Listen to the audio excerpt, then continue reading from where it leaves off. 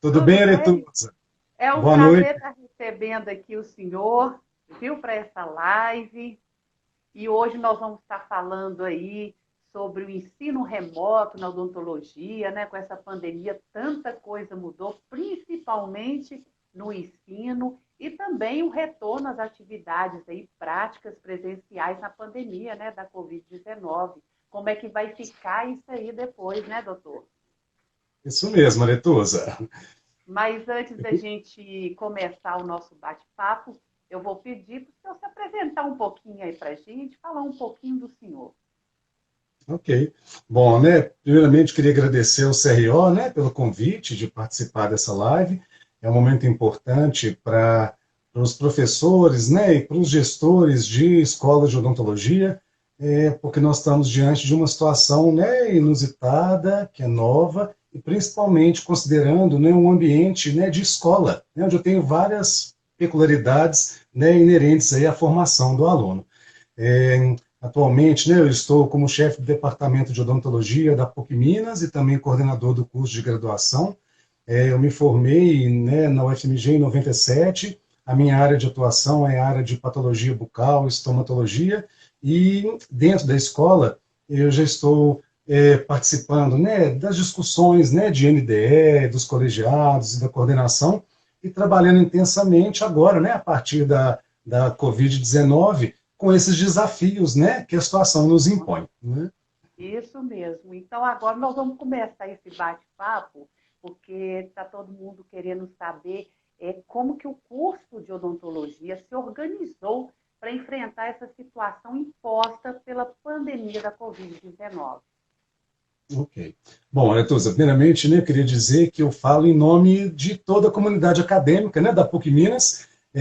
A experiência que eu vou trazer para cá e as perspectivas, né, que nós estamos programando para um retorno a atividades presenciais, elas foram amplamente discutidas, elaboradas com vários outros professores e segmentos da universidade. Então, é um trabalho de uma construção coletiva e que contou com um apoio muito importante da Comissão de Controle de Infecção, de Coordenação de Extensão, da diretoria do ICBS, né, representada pelo professor Martinho, que são órgãos, né, de suporte nosso ao curso para essas intervenções. Okay? Sim. Então, o que eu queria falar inicialmente é que o ensino em odontologia, né, em tempos de Covid, talvez tenha sido uma das áreas mais afetadas, né, pensando em formação de aluno, né, ensino universitário. Por quê? Porque, primeiro, que o curso de odontologia ele tem uma carga horária prática muito grande. Então, a quantidade de horas práticas dos alunos é imensa no curso. E boa parte dessa prática envolve atendimento clínico a paciente. E nós sabemos que as secreções de mucosa, né, respiratória e oral, são as principais formas de contágio, né, de transmissão do vírus. Então, o aluno e o profissional da área de odontologia ele está lidando ali com o ambiente, com secreções, com um risco altíssimo para a contaminação. E pensando em odontologia, esse risco ainda é aumentado, porque na nossa prática ocorre geração de aerossol. E esse aerossol, então, se difunde pelo ar e pode, né, atingir, né, distâncias, né, bem maiores do que o nosso perímetro ali de trabalho em volta do paciente. Então, por isso, a gente tem que ter um cuidado muito grande com a proteção não só do paciente, mas das pessoas que circulam ali, né, em torno desse atendimento. Eu me lembro, quero fazer só uma recordação Sim, fique à breve vontade.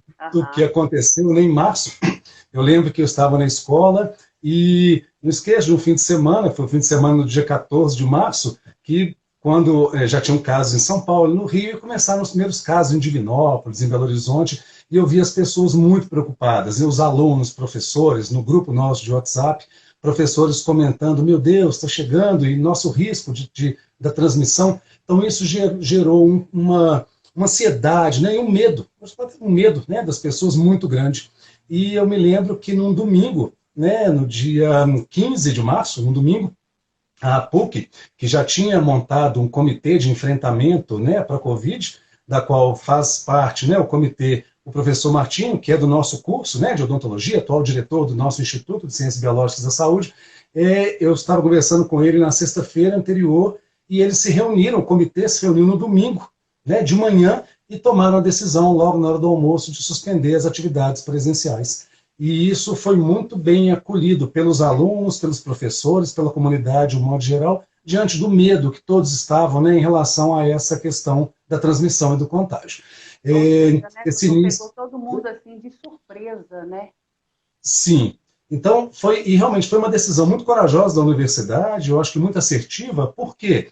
Porque ao suspender a atividade gera um impacto imenso, né, em todos, né, em professores, nos alunos, e no nosso caso de odontologia, no atendimento aos pacientes. A gente atende cerca de 5.000 pacientes por semestre. Então, a suspensão reflete diretamente na atenção à saúde dessas pessoas. Então, realmente foi uma decisão muito séria, mas acho que muito assertiva, né, no sentido de proteger as pessoas até que a gente consiga, né, enxergar um horizonte com segurança para um retorno à atividade, né, retorno para segurança para todos, né, nesse sentido.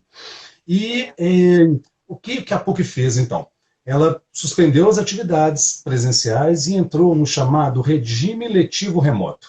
Esse regime letivo remoto, ele consiste na realização de atividades à distância.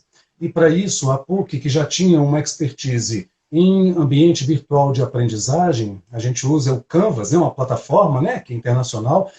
Então, a PUC, em 4 ou 5 dias, se não me engano, ela conseguiu migrar cerca de 40.000 alunos e 1.800 professores para essa plataforma. Então, todos nós tivemos que nos adaptar, né, e conhecer uma ferramenta nova. A maioria dos professores... Nova aí, né? Que esse daí eu creio que seja um dos desafios que vocês enfrentaram, né? Mas Sim. fala para a gente os principais desafios, as dificuldades encontradas durante esse regime aí letivo remoto. Então, na verdade, o que é importante saber? Regime letivo remoto, a gente usa a plataforma que é usada em EAD. Mas EAD, né, as disciplinas, os cursos montados em educação à distância, eles são assíncronos. Você monta um curso e o aluno, à medida que ele tem o tempo, ele vai seguindo e realizando as atividades, estudando. No caso nosso, o que foi feito no regime letivo remoto foi utilizar essa ferramenta para atividades síncronas. Então, o professor, naquele horário, que é o horário da aula, da grade semanal do aluno, ele entrava e por meio de conferências, né, videoaulas, ele trabalhava o conteúdo nessa nova perspectiva.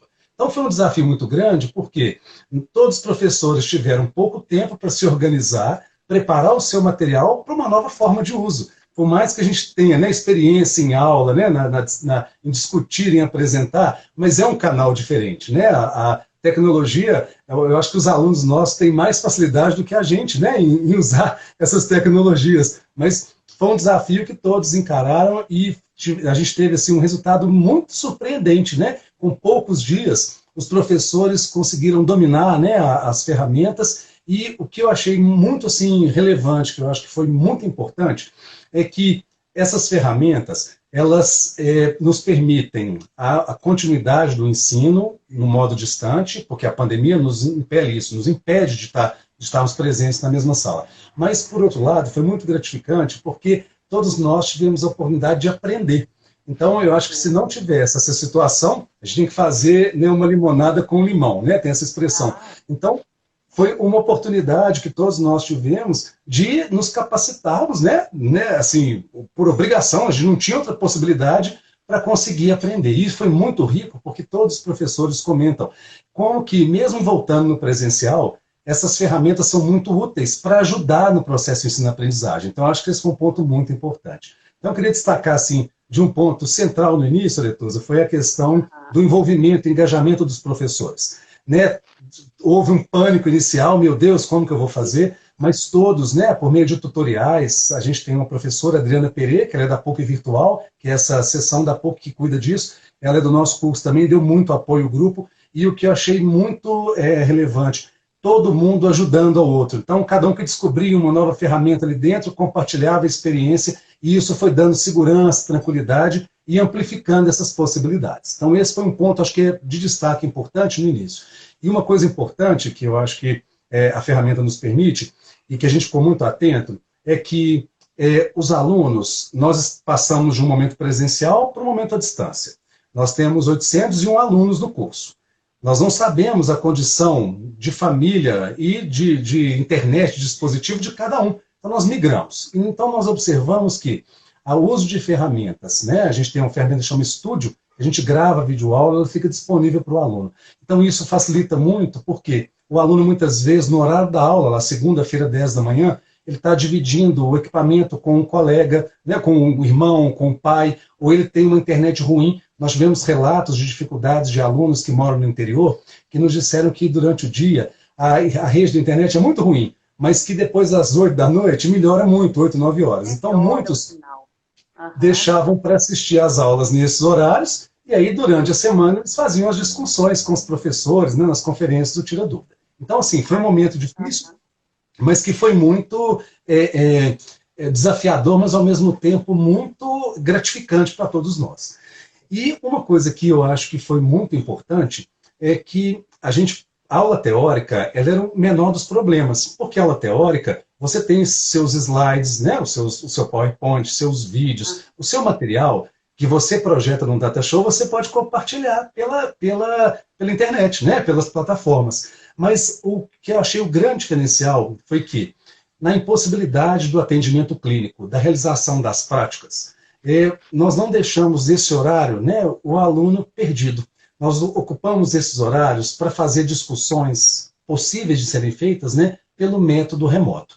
Então, é um ponto que eu acho muito relevante. Embora o aluno, nossa profissão é uma profissão de ofício, né, a gente tem que treinar, né, nós fazemos cirurgia, procedimento restaurador, então a gente precisa, o aluno tem que ter o treinamento ali, seja no manequim, seja no paciente. Mas muitos aspectos da prática, por mais que o aluno trabalhe-os na teoria, eles ficam um pouco deficientes. Então, a gente tem sempre condição de estar melhorando essa abordagem. E o que eu acho que foi muito importante, nesses momentos de prática, nos horários que correspondiam às aulas práticas dos alunos, os professores em grupos reduzidos conseguiram trabalhar várias questões, como discussão de casos clínicos, diagnóstico, planejamento de casos. Os alunos que já estavam atendendo pacientes há 1 mês e meio, eles puderam projetar imagens, né, e o relato do exame clínico desses pacientes para fazer uma discussão com todos os colegas. E isso foi muito rico, porque foi um momento de parar e para que todos os colegas possam ver os casos de todos os outros. Então, eu achei riquíssimo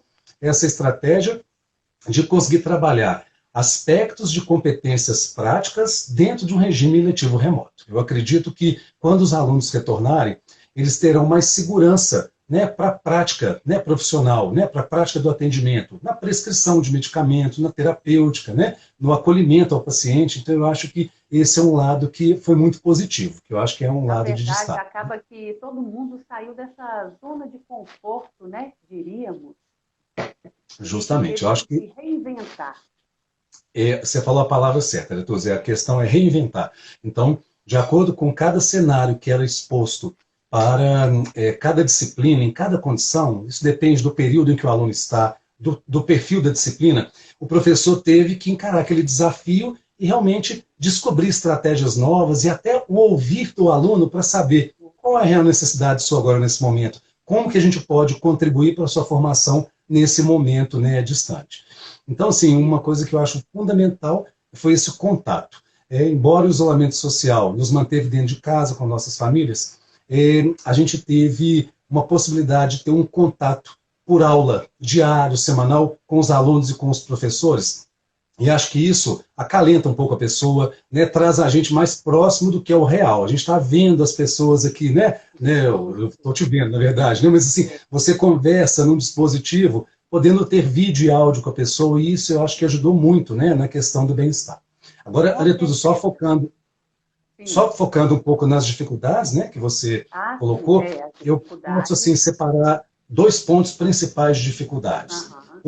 Em relação aos professores. Eu acho que um grande desafio dos professores no regime letivo remoto, Aretusa, é a questão do ambiente onde ele está trabalhando. Então, o professor vai trabalhar dentro de casa, numa realidade onde muitos que têm filhos, os filhos estão em casa também, os filhos começando a aprender o ensino remoto também nas suas escolas, então o pai tendo que ir lá dar apoio para conectar um computador, entrar, né, num Classroom, né, em alguma plataforma. Desse jeito.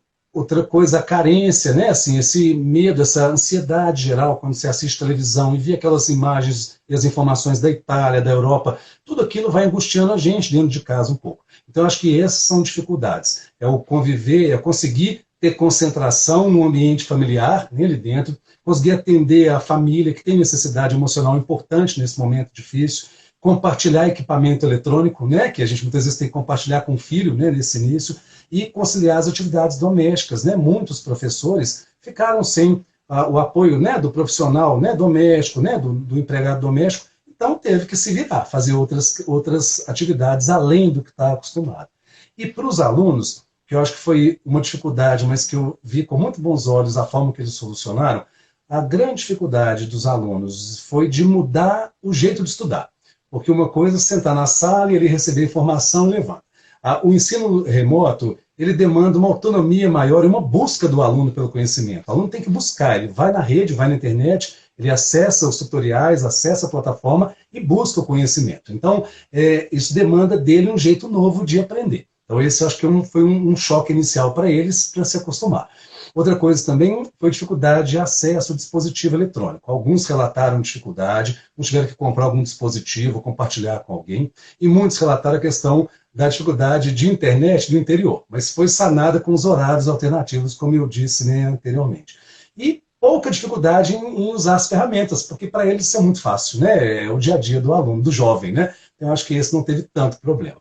Porque eu acho que num balanço, por mais que essas dificuldades tenham acontecido, a questão da solidariedade entre professores e a solidariedade entre alunos foi decisiva. Eu vi relatos de alunos apoiando o outro, emprestando um dispositivo eletrônico, alunos que só tinham acesso por telefone, colegas se oferecendo para digitar lá no computador, para enviar um trabalho escrito, por exemplo. Então, assim, eu acho que esse acolhimento de um aluno com o outro foi fundamental. Eu acho que esse é um ponto importante. Né? Totalmente, né? E quanto à pós-graduação, como que vocês mantiveram as atividades acadêmicas? Tá. Na pós-graduação, a gente tem lá no departamento, né, cursos de lato sensu, aperfeiçoamento, especialização, e também mestrado profissional, mestrado e doutorado acadêmicos. O mestrado profissional e os cursos de lato sensu, eles têm atendimento a paciente, então eles são os mais impactados, porque com a suspensão do atendimento, né, eles tiveram que se reinventar. Mas as outras atividades do programa de pós-graduação no nível acadêmico, né, o mestrado e doutorado, elas puderam seguir também com o apoio da plataforma do campus. Mas o que eu achei muito interessante, né, o professor Rodrigo Villamarim, que é o coordenador, né, do programa de pós-graduação, e os professores, né, no caso do mestrado profissional, que tem o atendimento a paciente, né, o professor Dauro, o professor Elton, eles criaram ao longo, né, desse tempo, né, de isolamento nosso, várias lives, várias conferências com professores de outros estados de fora do país. Então, foi uma oportunidade de, na impossibilidade de estarmos presentes, alunos e professores em sala de aula, mas como cada um está com o seu dispositivo, a gente conseguir ter, né, conferências, né, palestras de pessoas que estão fora do Brasil em outros estados. Então, isso é um lado positivo, né? Os alunos conseguiram ter contatos com pessoas que não seriam possíveis, né, no modo presencial, e tiveram aulas, né, que foram muito elogiadas. Né? Eu acompanhei algumas e vi, né, o relato de alunos, então a pós-graduação também suspendeu o atendimento clínico aos pacientes, mas com a perspectiva do retorno, né, desse atendimento assim que as autoridades governamentais assim permitirem. Né? Então, acho que teve uma experiência que foi muito positiva, né? Não parou. Né? Justamente. E, doutor Paulo, a gente sabe que, assim, muitas vezes os estágios são fora da universidade, né? Como é que fica essa questão de estágio? Olha, Eretusa, o estágio, ele demanda uma complexidade ainda maior, porque além da estrutura nossa, né, da plataforma, né, do horário de aula e tudo mais, o estágio envolve um concedente, né? No nosso caso, os nossos alunos, eles fazem um estágio durante 4 semestres, são semestres seguidos. E eles realizam estágio principalmente nas unidades básicas de saúde da prefeitura. Lá na unidade básica, eles fazem primeiro uma aproximação com a comunidade, veem questões epidemiológicas, vão conhecer o programa Saúde da Família, vão se apropriar das questões lá do distrito sanitário, das questões sociais, de violência, de necessidade de saúde, para depois, então, fazer a intervenção diretamente no atendimento odontológico. Os estágios foram suspensos em função também da suspensão do atendimento à atenção básica, né, na prefeitura, na rede da prefeitura de Belo Horizonte. Então, como que a equipe, né, de coordenação de estágio, a gente tem aqui na coordenação de estágio o professor Renato César, a professora Gisele Macedo, e a gente contou também com uma ajuda muito grande da PUC Carreiras, que é um setor da universidade que cuida da central de estágios, né? É a central de estágios integrados de toda a universidade. E a professora Evanilde Martins, que também é do nosso curso, é a diretora da PUC Carreiras. Então, se organizou então uma estratégia para quê? Para que o aluno pudesse, em grupos, produzir material, um material que fosse usado na capacitação dos profissionais da rede, que fosse usado como estratégia para utilização na comunidade. Então, orientações sobre saúde, protocolos, né, criação, estabelecimento de protocolos de diagnóstico de algumas doenças, né? Então, vários trabalhos, né, foram criados e que vão gerar um impacto muito grande na comunidade. Então, os alunos continuaram trabalhando com simulação, né, de cenários, né, o que existe lá no distrito, no ambiente lá onde ele vai atuar, e como que ele pode criar, né, material que vai servir tanto para o aprendizado, né, para a educação e saúde, com a comunidade, quanto para a capacitação dos profissionais. Então, como você disse, né, reinventando, mas deixando, né, os alunos, e eu acho que é mais importante porque o aluno, ele vira o ator, né, é ele quem vai criar o material, ele quem vai, diante daquela realidade, entender a problemática e conseguir pensar e planejar, elaborar um material que atenda à expectativa daquela comunidade. Então, assim, teve um resultado muito positivo e aí a gente espera agora fazer a implementação, né, desse material todo para conseguir levar para a comunidade isso que foi produzido. Né? Tem uma pergunta aqui. Só uma coisa, só para completar, uma coisa importante também, a PUC Carreiras, nesse período todo, ela fez lives, né, e fez entrevistas com ex-alunos, que é mais nessa tentativa de fazer a vinculação do nosso aluno com a universidade. Porque ele está em casa, ele vê um computador, ele fica um pouco isolado. Então, quando ele começa a ouvir relatos de ex-alunos, da experiência profissional das pessoas, isso é muito importante. Na pós-graduação também teve... Né? Justamente. E na pós-graduação também, ocorreram lives muito bacanas, inclusive com egressos nossos do programa de pós-graduação, que estão na Austrália, né, em outros países, falando da experiência deles, inclusive com a experiência internacional, né? Como que foi gratificante e enriquecedor para a formação esse contato, essa experiência fora do país. Então, eu acho que isso foi um ponto assim, bem interessante para os alunos. E outra coisa também que foi muito importante, Aretusa, tanto no estágio quanto também nas outras atividades, é um apoio do programa de mentoring. A gente tem no curso um programa de mentoria, né? A gente chama de mentoring. Esse programa de mentoring, a gente seleciona o NDE, o colegiado, ele designa um professor para acompanhar a turma de alunos que entra no curso. E esse professor vai acompanhar essa turma até a formatura. Ele vai ficar lá 10 ou 12 períodos, dependendo do turno do curso, com aquela turma. E o que esse professor faz? Ele é um facilitador no aprendizado do aluno. Então ele funciona como alguém que faz uma escuta qualificada para saber as necessidades do aluno, para ajudá-lo nas angústias, até pessoais ou profissionais, para ser uma pessoa que possa orientá-lo na sua trajetória de formação. O aluno fica um pouco perdido, né? Professor, eu estou gostando dessa área, você me sugere um estágio, o que eu faço, como é que eu busco? Então, esse apoio do mentor também, mesmo à distância, mas com os grupos dos alunos, também eu acho que é uma coisa fundamental para que a gente tenha esse acolhimento do aluno e possa passar por essa fase, né, de uma forma mais leve, um pouco mais suave, né? Isso é muito importante.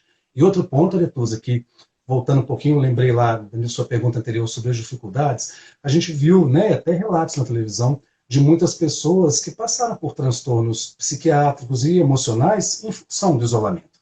Né? O isolamento põe à prova algumas fragilidades das pessoas. Né? Então, de acordo com o momento de vida em que a pessoa está passando, essa questão do isolamento pode agravar, né, algum quadro da pessoa. Então, a gente também contou com o apoio do NAP, que é um núcleo, né, de apoio pedagógico do curso de medicina aqui da PUC, que tem psicólogos, psiquiatras, que fazem esse suporte dos nossos alunos, professores para a comunidade. Então, isso foi muito positivo, porque muitas vezes o aluno está sozinho, por mais que ele está com um irmão em casa, mas ele está se sentindo sozinho, ele perdeu aquele vínculo com a turma, o ir à escola, o se deslocar na cidade, né, o convívio, Isso é muito importante para o ser humano. Então, isso foi um apoio muito importante também, que eu queria, né, destacar aqui para a solução, né, dessas questões, né? Foi muito importante. Mas que bom, né, doutor Paulo? A equipe toda está muito bem preparada. A gente contou com apoio, na verdade, quando surgiu, a PUC já tem essas estruturas prontas, né? Essas equipes, esses setores de apoio. Mas mesmo com o advento da mudança do regime letivo, outros grupos se reuniram para poder levantar dificuldades inerentes a cada área. Então, formou-se uma rede, né? Eu falei, eu nunca vi tanto a tela do meu celular, né, na minha vida quanto nessa quarentena, porque o WhatsApp é o tempo inteiro, e grupos, mas essa comunicação do WhatsApp é muito boa porque ela é em tempo real, então você consegue resolver uma situação muito rápido, você impede que outros transtornos aconteçam em função de um evento, né? Então, assim, a gente usou muito. Essa rede foi muito útil mesmo para esse apoio e a resolução dos problemas, né? Muito importante. Isso. Tem aqui uma pergunta da Cláudia, ela está perguntando o seguinte, há previsão de retorno dos cursos de odontologia às atividades práticas? Sim, esse é um ponto que é importante a gente relatar. Para retorno às atividades, a gente tem que estar preparado. Então, os cursos, as escolas têm que fazer adequações que vão desde um protocolo de fluxo de pacientes, protocolos de biossegurança e até adaptações da infraestrutura para poder levar, né, o ensino e o atendimento com segurança para todos. Então, a gente tem uma perspectiva de retorno em agosto, mas falar especificamente a data a gente não pode, porque nós dependemos da autorização do governo, né? As autoridades governamentais é que vão determinar essa liberação, ou quando a liberação para o retorno às atividades presenciais. Mas a gente está se preparando para ter todo esse protocolo definido e a infraestrutura pronta, para que assim que for autorizado, a gente já comece, né, o retorno às atividades, né, com treinamento, né, do pessoal, né, inicialmente, e em seguida o acolhimento aos pacientes. Para esse retorno, isso demanda uma série de questões, que eu vou abordar ainda um pouco à frente, mas assim, a preparação nossa é para esse retorno, né? Estarmos preparados para quando as autoridades liberarem, né? Então, falando aí, dando continuidade a esse retorno, nós tem que tomar várias medidas, né, que serão necessárias aí para esse retorno às atividades presenciais. Sim. E quais são elas? Já tem tudo definido? Olha, ou ainda estão definindo? Na verdade, esse é um dos pontos cruciais, né, para o retorno. Primeiro, falar da questão do que a gente tem de normativa. O que a gente tem de normas técnicas, elas valem para consultório individual e valem para escolas, mas antes da pandemia. Então, a gente teve muitas orientações, né, muita documentação de orientações para retorno às atividades, né, clínica em consultórios individuais. O grande desafio é nas escolas onde eu tenho atendimento multiusuário. Então, eu tenho lá 20, 30 pacientes no mesmo ambiente, né, sendo atendido, como equipe de professor, auxiliar, alunos. Então, a quantidade de pessoas circulando é muito grande. Então, esse foi o principal desafio, né? A gente não tinha nada em março, em abril, como a ABENO, que é a Associação Brasileira de Ensino Odontológico, ela, a professora Vânia, né, que é a atual presidente, né, eles tiveram assim, uma ideia assim, genial e assim, muito importante para as escolas de formar um comitê com professores especialistas de várias universidades do Brasil. Então, eles reuniram mais de 300 professores profissionais de mais de 100 universidades do Brasil e fizeram grandes discussões, debates, para tentar organizar um documento que norteasse as ações nas escolas de odontologia. E esse documento foi publicado agora recentemente, algumas semanas, e nós temos até duas professoras do curso, a professora Maria Eugênia, a professora Marcelana, que são da Comissão de Controle de Infecção Odontológica do curso, e elas trabalharam ativamente na construção desse documento, e esse documento nos trouxe muitos ganhos, né? Muitas orientações, não só no atendimento em si, mas no preparo para o atendimento do paciente, na recepção, na sala de espera, né? Em vários cuidados de monitoramento do paciente. Então, na PUC, nossa organização, planejamento para retorno às atividades, ele se embasa, né, nas evidências científicas até o momento, lembrando que elas mudam, né? Há poucas semanas a OMS reconhece a transmissão aérea do vírus, o que não era reconhecido anteriormente. Então, à medida em que a ciência vai avançando e novas descobertas vão surgindo, nós vamos adaptando também esse protocolo. Mas o protocolo que nós estamos elaborando, ele se baseia nas recomendações da ABENO e nas questões, né, científicas que a gente tem até o momento. Então, assim, basicamente, vou dividir em alguns pontos, para ser bem breve aqui, não delongar muito. Editoso, você me fala o tempo, por favor, tá? Pode ficar tranquilo, eu aviso. Pode então, tá, João. Então, a primeira coisa é em questão da alteração das atividades presenciais. Então, esse é um ponto importante. A PUC, ela entrou agora para o segundo semestre com um regime presencial contingenciado. O que é isso? Nós acreditamos que a atividade teórica em sala de aula é algo muito arriscado. Por quê? Você vai concentrar 60, 70 pessoas numa sala, você tem que fechar a janela para você escurecer e projetar no quadro alguma imagem clínica. Então, esse é o pior cenário para transmissão. Ambiente fechado com aglomeração de pessoas. Então, a PUC começa no segundo semestre com as aulas teóricas de modo remoto, usando o Canvas, né, como a gente fez no primeiro semestre. Assim que as autoridades, né, liberarem o retorno das atividades presenciais, os laboratórios e as clínicas voltam de forma presencial. E aí nós tivemos um cuidado pelo seguinte: é possível que a gente volte no presencial e mantenha a teórica ainda no remoto. Porque no presencial nosso, odontologia, embora seja um ambiente de aerossol, de contágio, esse é um ambiente onde o aluno está paramentado, ele usa equipamentos de proteção individual que garante uma proteção. E outra coisa, é um momento onde o aluno está totalmente focado, atento àquela prática. Então, o risco de contágio é menor. O risco de contágio grande é na cantina, ou caminhando, que ele encosta a mão no olho, ele toca em alguma superfície. Então, ele estando desprotegido, desparamentado, o risco é maior, né? Um risco grande para ele. Então, nós tivemos que readequar horários de disciplinas. Então, concentrar disciplinas teóricas num dia e disciplinas clínicas em outros. E mesmo a disciplina clínica, concentrando, né, as disciplinas num turno só, duplicando essa disciplina, para que o aluno venha menos vezes à escola. Então, se o aluno consegue concentrar a prática e para aquele dia, para aquela disciplina, ele consegue vir quinzenalmente, eu estou reduzindo o fluxo de alunos na escola e, principalmente, o trânsito de pessoas na cidade. A gente tem que ter a responsabilidade social também, porque esse aluno vem da casa dele, usa um transporte público, ou seja, passa por pessoas. Então, é uma responsabilidade nossa, né, de reduzir essa circulação de pessoas. Outro ponto que todas as orientações dizem é atendimento a 4 mãos. Então, agora em duplas. Porque o atendimento a 4 mãos, a chance do aluno quebrar a cadeia séptica é muito menor, a agilidade na realização do procedimento e a segurança aumentam. Então, agora nós vamos instituir então, o atendimento todo em dupla, por uma questão de segurança. Isso é muito importante também, né? Outro ponto importante é a questão do intervalo de descontaminação de clínica. A gente precisa agora de um intervalo de cerca de 1 a 2 horas para que eu consiga baixar o aerossol e permitir uma desinfecção para que o próximo paciente que entre, né, seja atendido com segurança. Então, essas são as questões que dizem respeito à grade de horário de aluno para adaptação a esse novo cenário. Um segundo ponto que é super importante são as alterações na infraestrutura, né? Então, um ponto importante é a colocação de barreiras físicas. Nós estamos fazendo, então, adequações nas clínicas, espaçando um pouco mais os equipamentos odontológicos e colocando barreiras de vidro, né, de 2 metros, né, barreiras altas, né, com um mínimo de altura suficiente para que a gente tenha o controle daquele aerossol que está sendo gerado no aluno.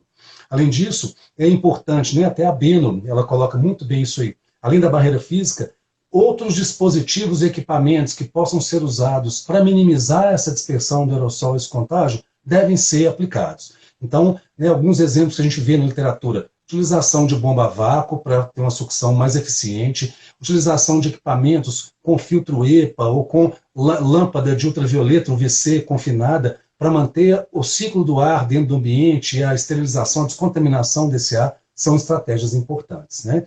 Outra coisa importante é a criação de um ambiente separado para paramentação e desparamentação. A gente vê aí, né, na área da saúde, que um risco grande de contaminação é quando o profissional ou o aluno tira a paramentação, quando ele desparamenta. Então tem que ter um ambiente, um momento, né, ali tranquilo para ele fazer com segurança isso aí, né?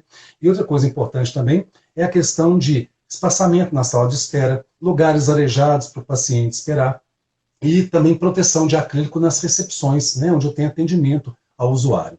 Isso é muito importante. De forma resumida, Letosa, a questão de biossegurança, os protocolos de biossegurança estão sendo todos adaptados, isso já está muito bem estabelecido. Então o aluno agora passa a usar uma máscara N95, que ela filtra a partícula viral e protege o aluno, um óculos de proteção, mais um face shield, para impedir que partículas, né, sejam, né, alcancem o rosto do aluno e do professor, toda a equipe, capote descartável, né? Então, isso é muito importante para que a gente possa ter essa segurança. E um ponto que a gente vai implementar na PUC, que a gente considera muito importante, é a utilização de scrub, né, que é aquele pijama cirúrgico de tecido de algodão, de brim. Por quê? O aluno, mesmo colocando o capote e o propé, né, que protege o sapato, ele está num ambiente onde tem um aerossol, e na desparamentação ele pode tocar ele na roupa de alguma maneira. E se ele sai da escola com a roupa contaminada e vai para casa, pega o transporte público, ele está levando o vírus. Então, o uso do pijama, né, ele entra na escola, nós estamos construindo vestiários, ele troca a sua roupa, coloca o pijama, né, que é esse scrub, põe o paramentação e ao sair da clínica ele tira esse pijama. Então, ele vai para casa com uma roupa que não teve contato com o ambiente. Então, isso a gente acredita que seja algo muito importante. E esse pijama é lavado na lavanderia da escola. Então ele não leva para casa a roupa suja. Fica na escola, então. Fica na escola. É lavado, desinfetado na escola e fica pronto para ele usar na próxima clínica dele. Né? Então, esse é um ponto importante, né? Para evitar que ele leve o vírus para fora. Né? Isso, é uma forma de proteção ainda mais, né? Maior. Justamente. E outro ponto importante é a alteração no fluxo de pessoas. Né? Então, assim, nós estamos desenvolvendo ferramentas, né, de monitoramento do paciente por meio de telefone, para saber se ele tem algum sinal de Covid, se ele teve contato com alguém, e se não for um caso de urgência, para que ele aguarde 14 dias, né, um período, para retornar ao seu atendimento na escola. Né? Medidas de temperatura, né, de todas as pessoas que circulam dentro do ambiente, utilização de um propé, né, para que ele leve o mínimo, né, de contato da sola, né, de contaminação, controle de distanciamento, marcação no chão para fluxo de paciente. Então, tudo isso é muito importante para que a gente consiga manter um distanciamento no local. Né? E outra coisa importante dentro da atividade clínica, para fechar essa questão, é a utilização, nesse primeiro momento, né, de equipamentos que gerem um mínimo de aerossol. E quando tiver que usar uma caneta de alta rotação, que a gente faça com isolamento absoluto. E antes do paciente ser atendido, né, propriamente dito, antes de começar o procedimento, que ele faça bochecho com soluções que possam reduzir a carga microbiana na boca. Então, é um conjunto. Na verdade, editores, a segurança é o conjunto das estratégias funcionando com responsabilidade e com a atenção de todos. Se a gente respeitar esse conjunto de estratégias, a gente cria um ambiente com segurança para o retorno à atividade clínica, né, atividade prática, né, na escola. Né? E uma última coisa que é, nesse primeiro momento, ar-condicionado desligado, janela aberta, né? Circulação de ar para diluir, né, a suspensão, né? É essencial, e diminuir a contaminação. Eu acho que basicamente esses são os pontos assim, importantes, né, nesse retorno da infraestrutura e do fluxo de pacientes. Doutor Paulo, nós já estamos, o nosso horário já está encerrando, mas eu tenho uma última pergunta. Okay. Como que o senhor vê a odontologia pós-pandemia? Olha, a odontologia, muitos colegas conversaram e falaram, nossa, vai ser o terror para o dentista após essa pandemia. Eu não vejo dessa maneira, não. Eu vejo que a gente tem que se adaptar. Então, o custo do EPI foi muito caro no início e assustou a todos. Então, o que vai impactar diretamente, que eu acredito? O custo para o profissional vai aumentar, porque nós vamos usar mais material, né? Material descartável. A quantidade de lixo gerada vai aumentar muito, porque a gente descarta capote muito. Então, essa é uma preocupação até ecológica, né? Ambiental, porque nós vamos aumentar, né, a geração de lixo. Mas eu acho que eu tenho atendido, né, no consultório, umas urgências, minha área é uma área que tem pacientes com câncer, então não pode ficar esperando a pandemia, né, passar. Então, né, por prática minha, pessoal, que eu acho que trago uma palavra até de tranquilidade, no início a gente fica com receio, com medo, tudo é novo, mas é tudo adaptação. Muitos professores lembraram da questão da AIDS, né, na década de 80, como que foi uma reviravolta, o medo da odontologia, e passou, se adaptou. Então, eu acho que para a prática profissional, os profissionais vão estar mais atentos com a questão da cadeia séptica, da biossegurança, do cuidado, né, no atender o paciente. Então, eu acho que isso veio para ficar. E a incorporação desses novos EPIs, novos protocolos, eles vão ser adaptados ao longo da pandemia. Como a experiência mostra nos outros países, tem pico, tem queda. Então, esse nível de transmissão tende a cair. Né? No futuro, a gente espera ter tratamentos efetivos, né, ou vacina. Então, eu acho que nós temos que ter muita, que minha palavra final aqui, né, muita esperança, muita empatia, muita solidariedade para poder passar por esse momento de dificuldade, mas com muita fé, muita assertividade, muito positivismo, porque as coisas passam. A humanidade já passou por vários, né, vários desafios, e eu acho que todo o aprendizado que a gente teve desse período vai impactar positivamente, tanto na academia, na formação do aluno, quanto também na prática profissional nossa do dia a dia. Então, eu não vejo, eu vejo com muito bons olhos, né, essa nova prática, e acho que o ponto central é esse, é se adaptar a uma nova realidade, mas que ela é viável, né? Ela é viável para o cirurgião dentista. Então, eu vejo com muito otimismo, né, esse novo contexto aí que a odontologia vai passar daqui em diante. Amém, vai dar tudo certo. Com certeza. Doutor Paulo, olha, só elogios aqui, pessoal parabenizando o senhor, há acadêmicos, professores mandando um abraço, o senhor pode falar com eles também, deve estar aqui esperando, né? Um recadinho do senhor também. Ó. Eu queria, né, finalizar, Etusa, primeiramente agradecendo ao CRO, né, pelo convite. Eu acho que compartilhar, né, as dificuldades e as experiências das escolas é algo que pode contribuir até para o ensino em outras escolas. Eu tenho mantido contato com colegas de outros cursos de odontologia, trocando ideias sobre essa questão da biossegurança, do ambiente, né, do estágio, né, tenho ligações de colegas, né, de outros cursos aqui de Belo Horizonte, então isso é um ponto muito importante. Eu acho que esse é um papel também de divulgação, né, da gente trocar experiência, né. Outro que eu queria agradecer muito aos alunos. Eu acho que todo esse esforço só foi possível porque os alunos abraçaram a causa, né? Foram sensíveis, se dedicaram, e isso foi essencial. Aos professores do curso, que foram, assim, brilhantes, né? A gente tem uma turma tão heterogênea de professores, são quase 100 professores no curso, então você conseguir uma unidade, né? Não é algo fácil, e a gente teve. Eu vejo pelo grupo de WhatsApp, pelo apoio contínuo de todos. Eu acho que sem esse apoio, nenhuma dessas estratégias teria funcionado, né? E não vão funcionar também no retorno à atividade clínica, né? Quero agradecer muito também a direção do CBS, o professor Martinho Horta, deve estar nos assistindo aí, e a todas, a Comissão de Controle de Infecção, em especial a professora Márcia, a professora Maria Eugênia, que tem trabalhado com a gente de forma, né, exaustiva, a professora Ana Maria Abras, o professor Renato César, da recepção, né, esse protocolo, esse cuidado no acolhimento, ao retorno, né, tanto dos nossos pacientes como dos alunos, funcionários, isso é fundamental, né? Eles têm trabalhado assim incessantemente nos bastidores, né, para propiciar isso aí. A UNDE, né, o professor Rubens, do colegiado, a professora Evanilde, a professora Gisele, a professora Márcia, que tem trabalhado também de forma incessante em todo esse processo. Eu queria agradecer imensamente, né, e a todos os demais setores da universidade que